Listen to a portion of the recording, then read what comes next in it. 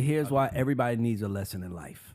The most disrespectful person in radio history outside of Wendy Williams is a guy named Charlemagne the God. Charlemagne the God he was the first Adin Ross. See, that's the problem with this generation.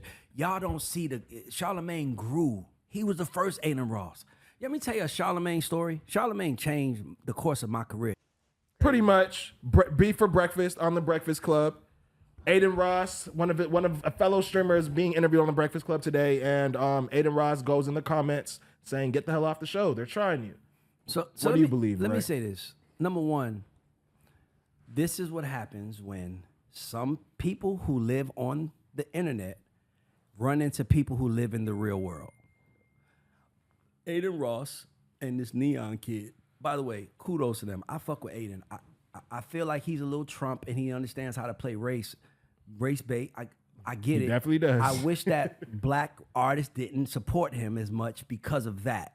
That's the only reason. Yeah. But like as far as I've seen Aiden, like I like the kid because he's thinking for himself. I just hate that Aiden understands there's power in divisiveness. Right? You got to understand something. Aiden, from what I know, I don't know a lot about him, but what I do know is that he was once on Twitch and he got kicked off for being disrespectful or whatever. He used to say, make a lot of gay jokes, and now he's on Kick. And he's like, yo, come to Kick. You can say whatever the fuck you want. Yep. So he's saying whatever he wants. So it's kind of like Trump issue where it's like, I'm going to call them racist. I'm going to call in the chat and call them monkeys and all this other shit. And it's like, that's just the chat and it's da-da-da. And it's like, you know what you're doing. It's like when Trump You're inciting a riot. When Trump doesn't say, I love all people. You know what you're doing, bro. when you take MLK out of it or or out of all of the holidays, unpaid work holidays. Mm-hmm. I mean, paid work holidays. The one holiday that you say there's too many of them is on Juneteenth. Like, you know what you're doing. So, and I feel like Aiden is on the same tip as Trump. Like, he knows what he's doing, but but to me, I feel like it's going to backfire on him. It's going to backfire on Aiden? Oh, yeah. How? I think it's going to backfire on, because here's what I think is going to happen. Right. Because now we got to take a look at what y'all are doing. Remember, nobody cares about Neon in our community, about what Neon is doing. Nobody gives a fuck about his chat. Yeah. None of us do. Yeah.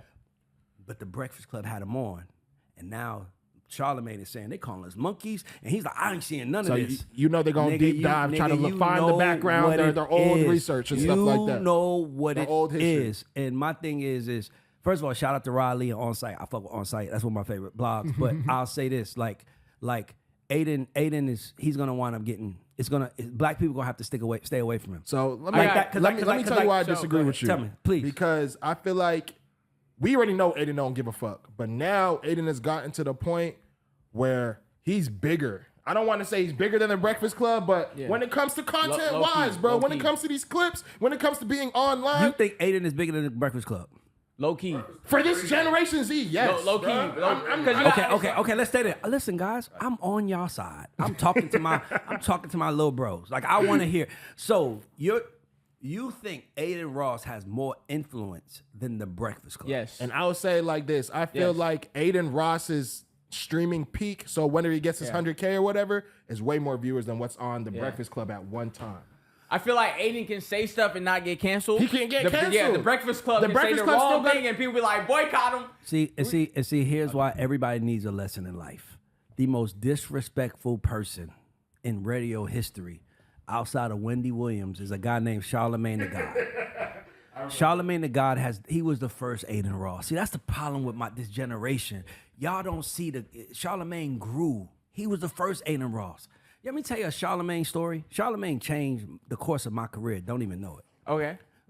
I got my first artist. We're on the road. We're doing promo. So you gotta do the basically they sent us on a promo run from Florida all the way up the East Coast, right? So we're running it. So they basically go, so when niggas see your list of where you going, they be like, oh, you going to Columbia, South Carolina? Swear to God on everything. I'm new to the game. You going to Columbia, South Carolina? Oh man, I hope you don't get that Charlemagne guy.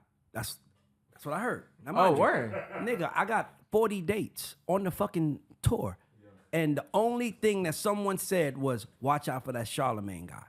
Cool. Wow. We get to Columbia, South Carolina. We do an interview with Charlemagne. Charlemagne greets us. What's up? What's up, bro? How you doing? Cool as fuck. Nice as fuck. Right. Cool. I'm like, this nigga ain't. Everybody warned about this nigga. He spoke. By the way, it was a pre-taped interview, so that means you didn't need like a producer. He kind of produced it and recorded it to play it later at a later date. Yeah. So he's like, yo, what's up? And he goes in, hey man, I'm sitting there with this guy who has another Chevy record. They're making me interview a guy I've never heard of. And it was like he just dissed the fuck out of us. Damn. Oh wow. And then we're sitting there like, yo. And he goes, and by the way, it wasn't as much of a diss as he was just saying, man, Jeezy got a Chevy record because my artist had a record called Chevy, that boy Chevy. He's like, why would we play your Chevy record when everybody has a Chevy record? And he just wasn't ready. He was like, nah, but mine this. And he was like, I remade this. And Charlemagne was like, yeah, there's this. And then after it was over, he gave us a dap and hug. Like he just helped us save our life and kept it moving. Like, he's an entertainer. Nigga, when I'm on the road, the artist did not want to promote the record no more. Because so now we're on the road and he's like, bro, man, he right, man. Jeezy Chevy, my Chevy ain't gonna work. Why am I doing it? And literally, it kind of killed the spirit. Discouraged them. So for me, it's like when you talk about people like Charlemagne was the biggest bully on the radio and the media. And what I'm telling you is that he's tamed, but don't think that. See, what Aiden doesn't understand is that he doesn't have power. He has influence. Charlemagne has influence and he has power. So Charlemagne is not just Charlemagne. It's the Breakfast Club, which is probably the biggest morning show on the radio, urban at least for sure. He has that. He has Black Effect, which is hundreds of black voices on one network. That's him. He's also on iHeart. He's connected to too many things, and that's why he had to like kind of pace it back and be this version of himself. But don't think that, nigga.